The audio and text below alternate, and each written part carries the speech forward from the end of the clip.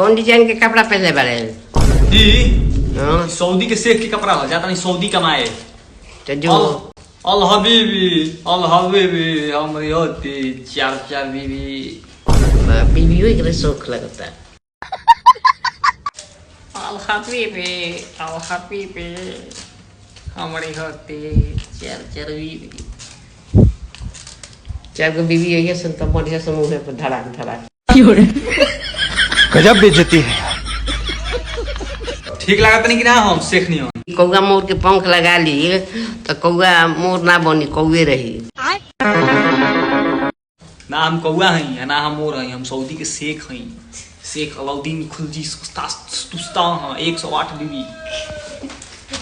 एगो बीबी के भाड़े ना चलिए 108 को बीबी करिए। एगो डेरा ले लिए हम चलो। मेला गइल रहू दर्शन मिलल ह? दर्शन मिल गए चप्पल ना मिलल। चप्पलवा ना मिलल दर्शन तो हो गए। चप्पल कहाँ मिलल? ऊपर गई दर्शन करे आई नीचे चोरी हो गई। चप्पल चोरी हो गई। चोरी हो गए चप्पल के पेंट चल गए। अब कोनो में कब देखता नहीं के पेन हॉल है। देखा आपने लापरवाही का नतीजा है।